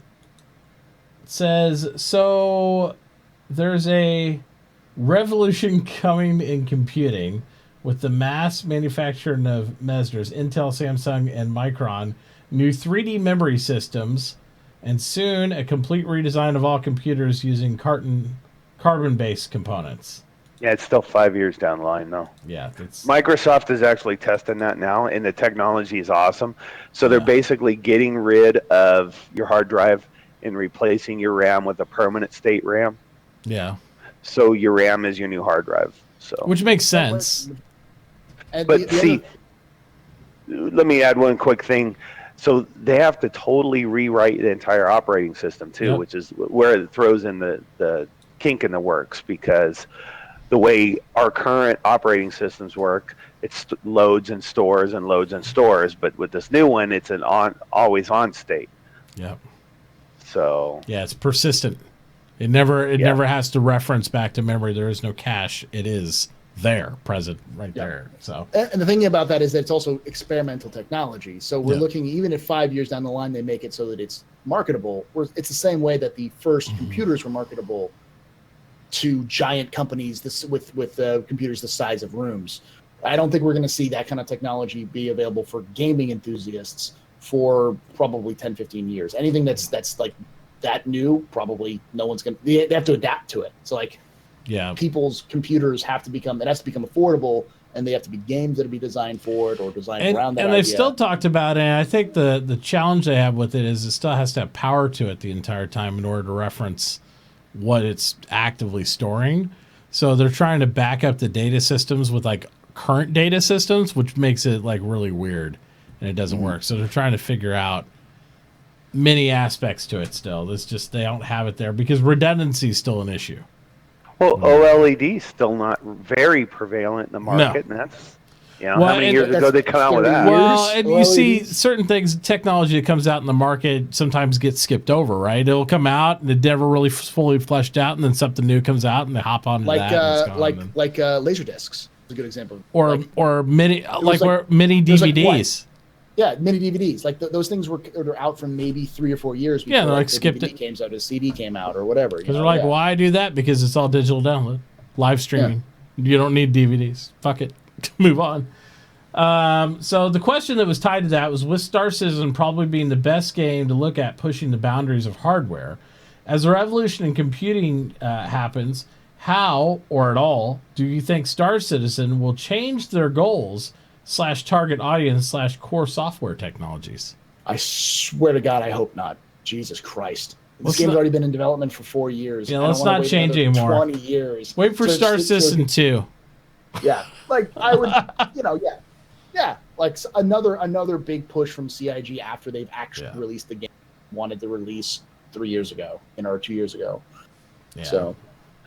See, I hope they don't go the way of the original EverQuest, because I love the original EverQuest. They got 20-something expansions out for that game. Yeah. There's more content out for that game than any game in history. Yeah. And the game is amazing. What they never did, though, is why WoW took them over, is they never updated their game graphics engine. Nope. Game engine. They eventually If made they Dragon Quest 2, but it was after WoW had already. Yeah, and they never. And what killed that one is they never added content to that one. I mean, I remember when that first came out, we hit max level. There was nothing else to do. See you later. We'll be back in a year when maybe you got a couple things to do, and it just never took off. Yeah. But if they would have just, instead of rewriting the game and making EverQuest 2, if they would have just updated their existing game code with their existing game and all their content, I'd still be playing that game probably.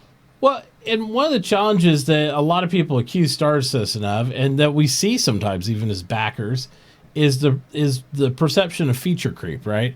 Like, we're always worried about they find, ooh, shiny new tech, and they're going to add it in the game. Oh, look at this, add it in the game. Because a game that goes through a cycle of development that's that engaged with the community as what we've seen, right? It's not like it's at EA and they fucking sit there and they go to the executives and they pitch the game and they say, this is what I got, blah, blah, blah. They're like, okay, here's your budget. That's what you have to make the game. Do it. And that's it. And here, it's like when you have, I wouldn't say a blank check, but you have enthusiastic people like us and we're supporting the game and all that stuff, and you're just constantly trying to make the game better and improving and doing all that stuff. It's easy to fall into the technology loop where it's like new shit comes out. There you go. Let's try that. New shit comes out. Let's try that. And I don't want them to do that with like new tech, like what we're talking with the carbon stuff or anything else. Don't do it. Don't. You're gonna kill your own game due to advancing it. I do, because Brian Chambers even mentioned it today. Because he even mentioned it today. He says, when his guys first came to him about the Planet Tech, they were like, nope, can't be done. We're not going to be able to do it. And after working on it for a while, they figured out a way to do it. And now look at it. But that's different than working on a new hardware or software platform, like the whole OS and stuff. That's like a little bit. Even that, though, I would say that is the number one reason why Squadron 42 is delayed, is the Planet Tech. Every new feature that come out delays the game between 6 months to a year. Well, I think the facial tech delayed it first. Yeah, but that's the thing, is that at a certain point, when is it enough to because eventually you could always chase that tail. It can always be better. There are authors out there who've written books who have rewritten that same book 400 times, and especially when development goes at a. I'm not saying it's going slow, but when it takes years to make a game this complex. It's easy for new tech to come out, and then it's like, oh, we got to rewrite this. Oh, we got to rewrite this. It's just one of those things where, yes, add new tech if you want to do all this stuff after launch. Do this stuff after launch. You want to rewrite the whole gaming engine after launch and do these type of things. I love the fact they improved the core game on the engine they have, but I do not support them changing engines again. I don't support them doing any underlying things. If they built the pyramid on what they have now, I don't think the community would accept another like, hey, we're going to change to Robert's engine now with Google because we went back to Google because they have a new platform they're competing Amazon with. It just I don't buy it. I don't think it's going to work. At the same time, like, the Planet Tech is great, and it's probably made the game a very different game, a much better game than it would have been otherwise. The problem is that that's also a fundamental change. It came in at the right moment where they weren't working on the PU. PU wasn't really out by the time they released the Planetary Tech. And now it's delayed the game, but it's going to be a little bit better. The problem is that what if the next big thing is netcode?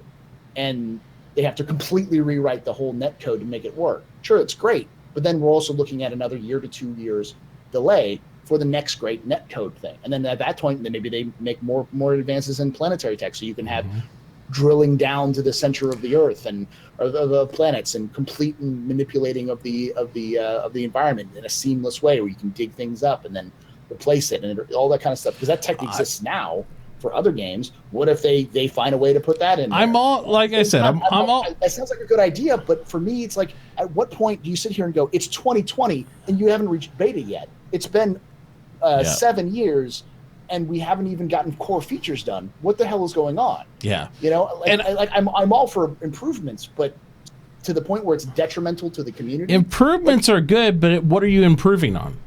Yeah, that's the question. What are you improving on? You're improving on shit you haven't even released us or shown us in many cases, and it's like, hey, I know we showed you this, But guess what we got now? Like, I've heard about the solar system tool now and all this sort of stuff.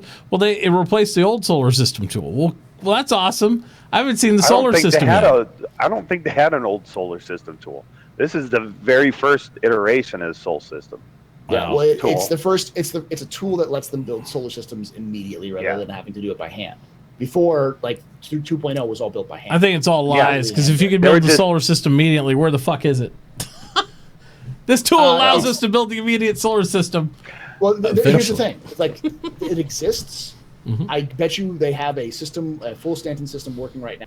I bet they have several systems and they're training. Well, they've already said they have a Stanton test they're flying around in. Yeah, I think they're testing jump points now. The problem is that there's nothing to do in Stanton. Like the situation with the moons in 3.0 is going to be the same thing. Like after a few hours, there's nothing to do.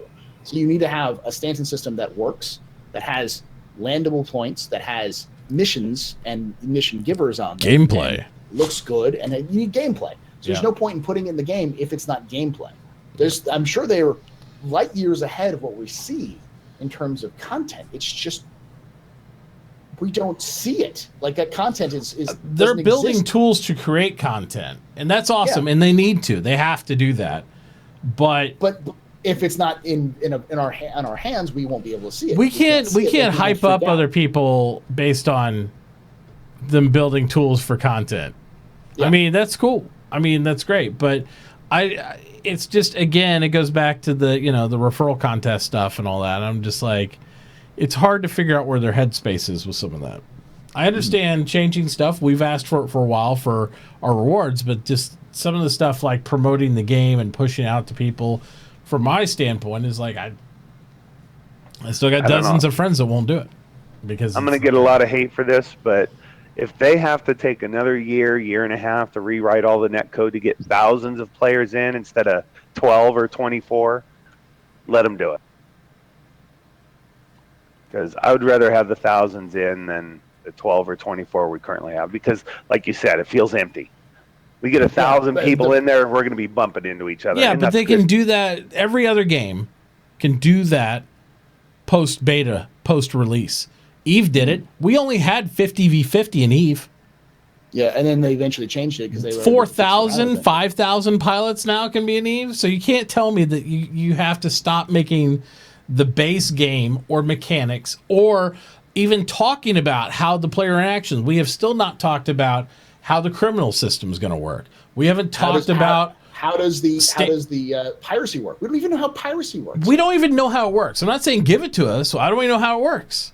And they're like, yeah, we'll work that out. I'm like, I'm sure they have a plan.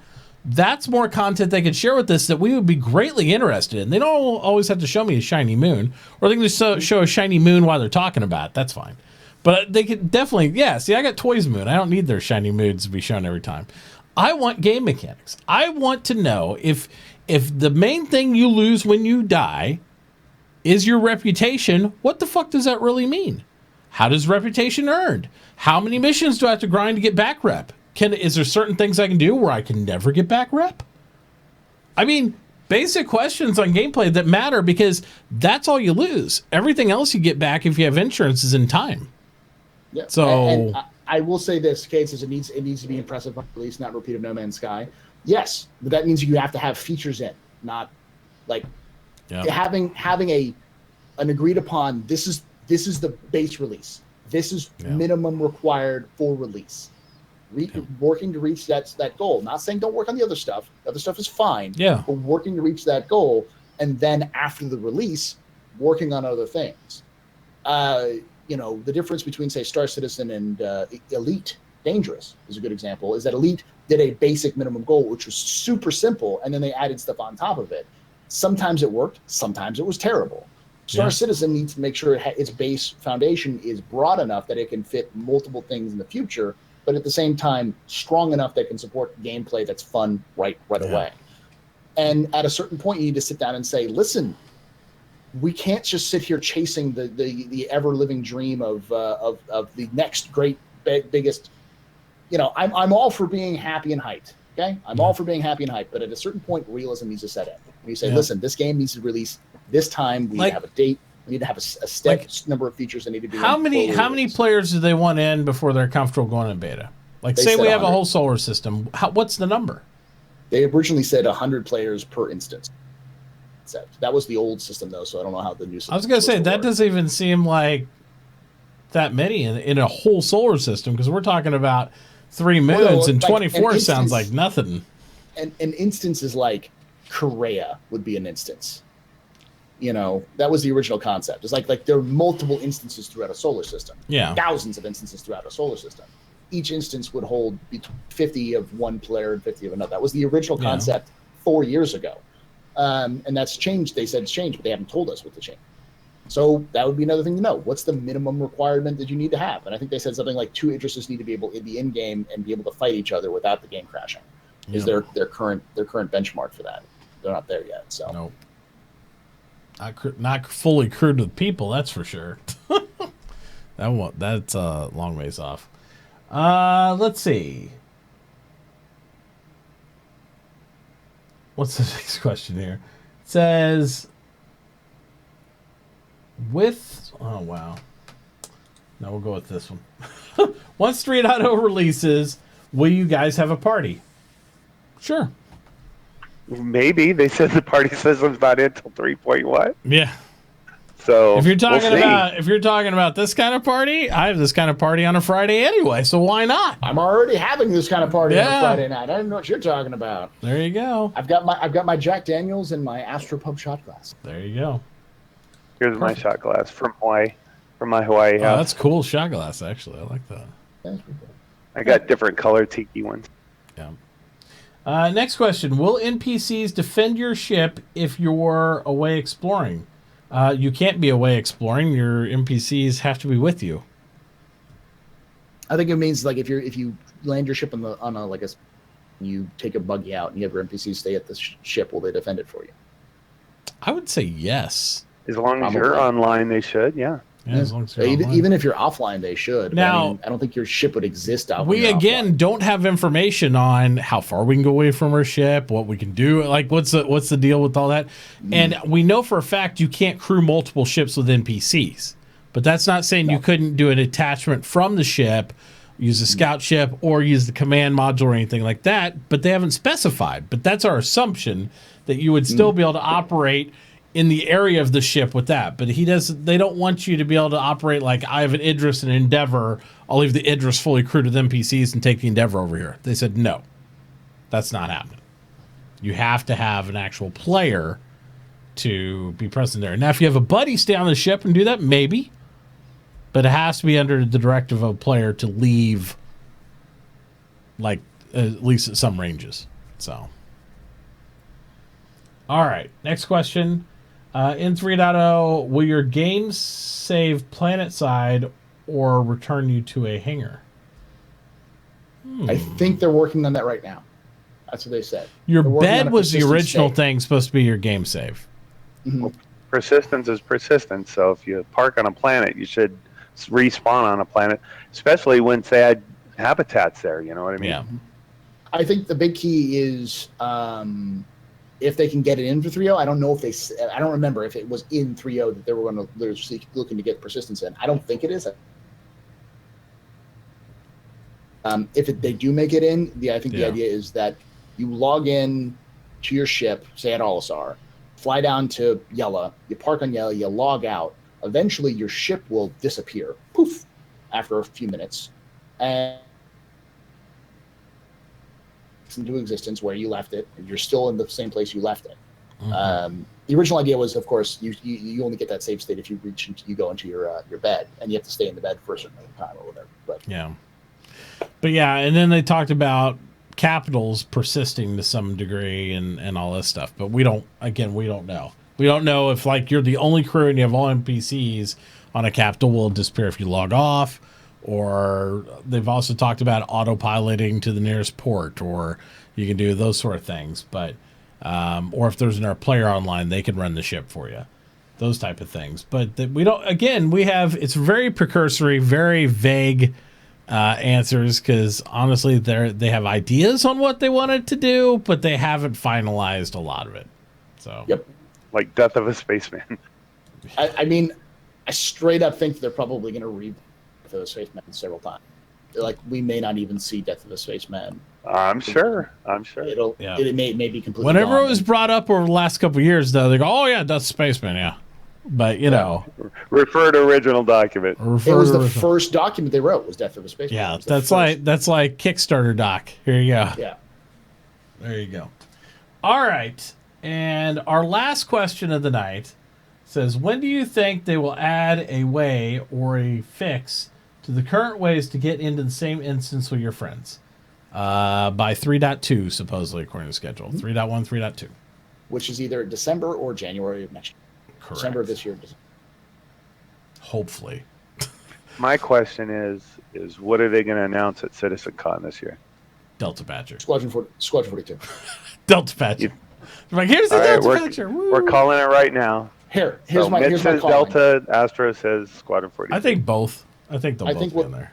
What they'll do is at Gamescom, they'll do a teaser of Squadron 42, and they'll show off 3.1 and 3.2. Like, yeah, I bet you 3.1 will be released sometime after Gamescom, because the hardest patch they're going to work on is 3.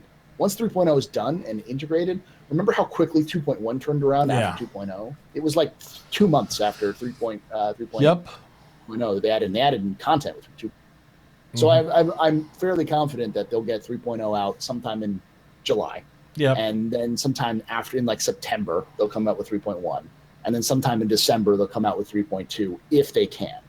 So I'm sure July, like August, they'll be showing off 3.0 on Gamescom floor, and then they'll talk about 3.1's content. They'll have some sort of demo. They'll show a demo of like, where's it going from here? You know, this is where we're at 3.0. Now check this out. Yeah, and then with 2. And they'll show like a little teaser trailer for Squadron 42. And then in CitizenCon, it will be Squadron 42 playable demo or longer trailer or vid doc of some kind. Vertical slice. They're done with the vertical slice. If they do another vertical slice, they'll be eaten If they alive. say the words vertical slice, they're done. They're going to be eaten alive. Yeah. Like, people will... Don't use the term vertical slice. They'll have to say something. I personally just will throw something. Like, I will go to a CI... I mean, by that time I'll be living in Austin, so I'll just find where Underscore lives, and I'll just start throwing stuff at him. Be like, why did you let him say that? Yep. You know? He's the boss. He can say whatever he wants. We have to recover. Yeah. All right, and the last question, because Kamikaze went right there, says, will Mitauchi be rocking a red fro in SC since if the character creator allows it? I said, have you seen that, Astro? No, I haven't. Do you play PUBG? Yeah. Oh, dude, put it on, Mitt. Oh, I don't have it right here. Oh, come on. I don't have it. Red afro you wear. Oh, yeah. Full cosplay for PUBG, baby. Man, we'll be playing tonight. You got to come back and watch Mitt. Oh my God! It is the exact replica of that. I looked hard afro for that in PUBG. I got it. If I could find the green bloody shirt and a gas mask, I'll probably go down and get a respirator soon. So we can go I full love cosplay. your space helmet, but Mitt's wig is better. It's so terrible. I beg to differ, but I understand that. It's like when I played. Wait till you see it. When I played Ghost Recon, I did a full cosplay of the. Oh, I don't do that big a cosplay. It's just the wig, but it's pretty good. I like that wig is awesome. It's itchy and annoying the shit too. So it's like chat loves me to put it on. It's like, oh, he's being tortured. It's great. Yeah, definitely. I think that's about all we got for tonight, guys. I really appreciate the AstroPub being here. Toy, thank you as always for being here as well. Mr. Paul, why don't you tell us when they're going to see you next? Obviously, you've pitched it earlier, but if they've just joined us, tell them where they can find you at, what's going on, how's the weekend going, all the stuff. You got a lot of stuff happening this weekend. Yeah, it's going to be a busy weekend. So, after this, I'm going to probably take about 5-10 minutes. I'll probably start the stream up, but I'll probably just be out because I got to get some food in me. We'll be doing some Star Citizen, and then at 1 a.m. my time, which is 4 a.m. Eastern, early in the morning, like 9 a.m. GMT. So kind of early in the morning, we're going to be playing a game called Rock. Rock is a Mars survival sim. Similar to, it's like kind of like Ark in space is the best way of putting it. It's got a lot of. It's made out of the Unreal Engine. It's made by the same guys who did a lot of the developers who did Assassin's Creed and some other games. It's like veterans who are doing it. I've got an early access this weekend, which I'm going to be starting at 1 tonight. So this one we can get the servers open, and then we will be doing that tonight, and then we'll be doing it on Sunday. Tomorrow, I've got 2 podcasts I'm going to be doing. I've got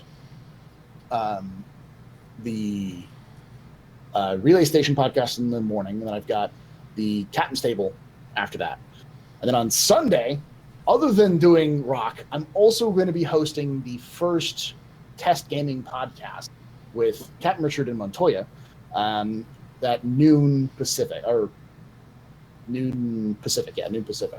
So it's spelled Rock is spelled R-O. It's a funky way of spelling it, but it's R-O-K-H, pronounced Rock or Roke, but I think it's pronounced Rock. I think the developers are like French, so they're fun way to do it.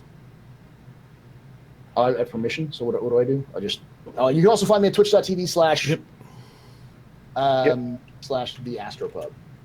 There you go. Cool. Toy, what are you gonna be doing tonight? I'm gonna be waiting for you to put your wig on so we can. We're gonna play some PUBG. We'll end up taking about a 5-10 minute break as well. We'll get the timer going. We'll be back on. I am definitely gonna try to peek in on Paul's show though later because he streams a lot later than I do. So even if you hang around to watch me, be sure when we go off the air, we'll go throw Mr. AstroPub a host. We'll go check out all that stuff and see what's going on there. But we're gonna be PUBG in it. I'm gonna finish off the rest of this whiskey and having some good times. And we're giving away a copy of PUBG tonight on the stream. So we're going to, if you don't have a copy and you want to play, that's definitely going to be in the Mix Ratch raffles for this evening. So, guys, I really appreciate you all being here. Thank you so much. Guys, we'll see you back in just a few minutes. And that's it for the SpaceBro show tonight. So, we'll see you guys later. Everybody. Yeah, have a good night, guys. Peace out, everybody. We love your faces. See you next week.